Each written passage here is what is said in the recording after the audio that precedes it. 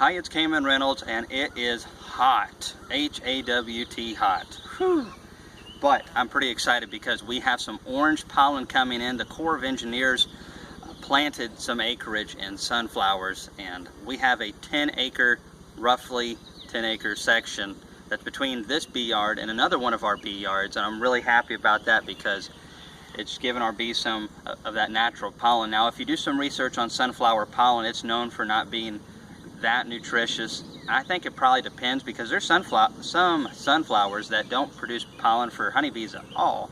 But I'm pretty excited because my bees are working this very hard, bringing in some orange pollen. However, I don't know if it's good enough for brood rearing all by itself. So the big colonies that have a lot of bee bread are probably loving it because they can mix it in with the protein they already have. But little splits, you still need to watch them. And I'm going to go ahead and continue to feed patties because we want to make sure that the protein is good, especially on those little colonies that don't have that bee bread reserve.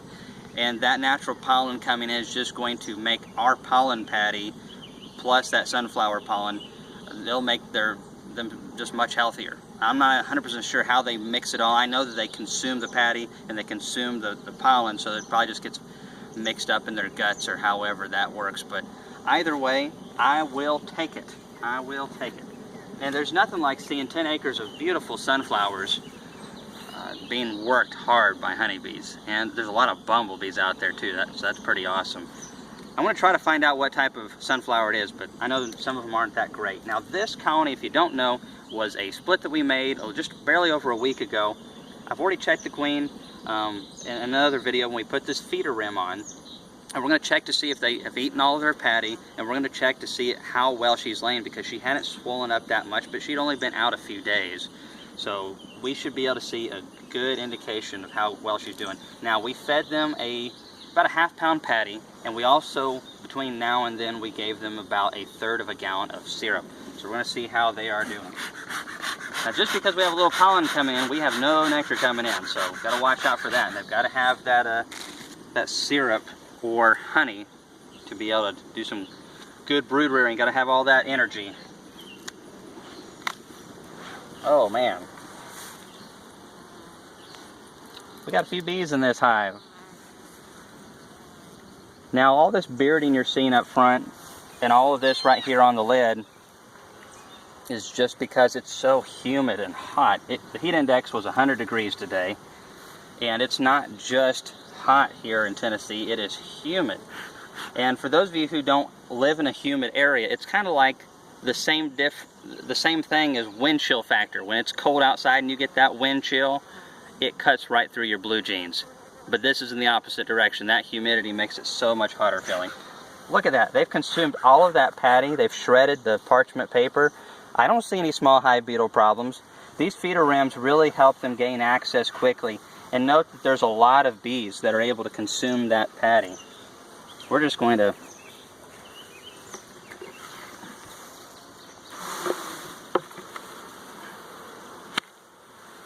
get those bees out of the way. That way we won't crush them. Best not to shake it like that, where you shake them on yourself. Alright, so let's get this feeder rim out of the way. Let's see how that young queen is doing. So she's about a month old. Well, she's been laying for a month. She's a little older than that. She's one of our queens. The best kind in my opinion.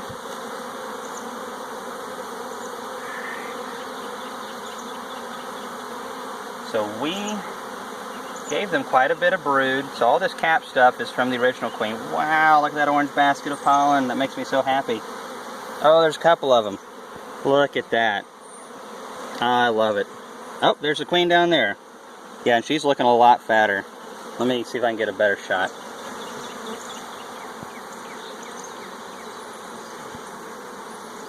She's messing around with us. Well,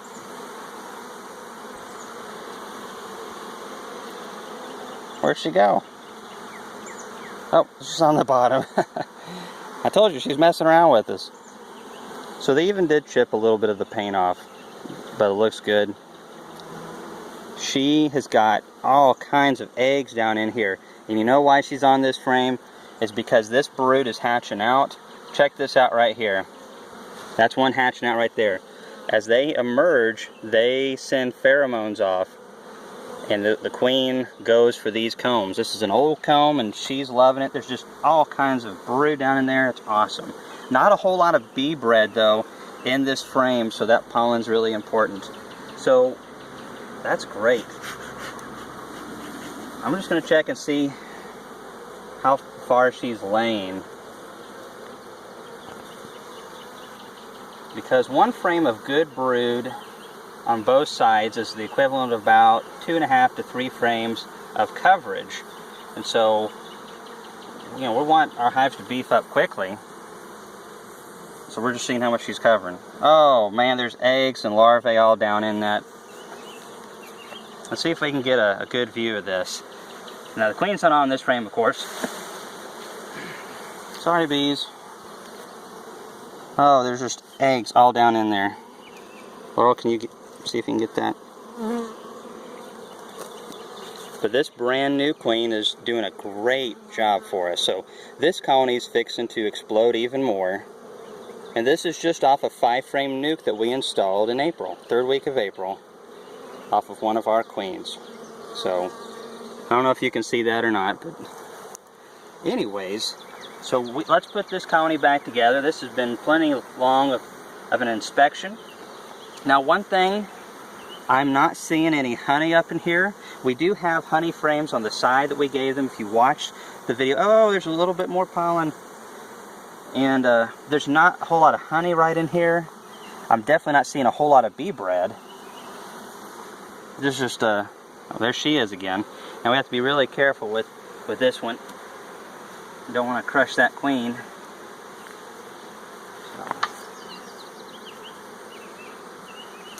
Now I didn't put this frame back where I got it from. It was over in this location. It's not the end of the world. The main thing is always pushing your frames back together so you don't violate bee space. And we don't do things perfectly here. Get out of here, cat. You're gonna get stung. Anyways, let's throw a patty on real quick.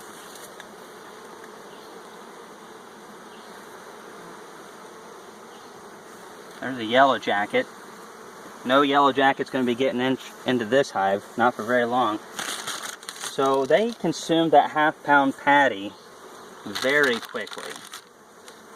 So I'm going to give them a couple really nice scoops. We're just going to fold that up.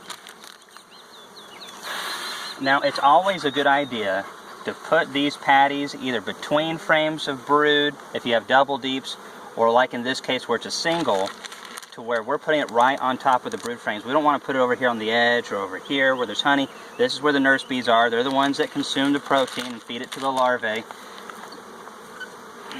Let's just score it.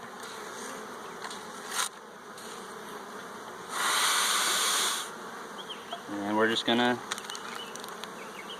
throw it like that. And then I'm going to score it again on this edge so they can get to it back here.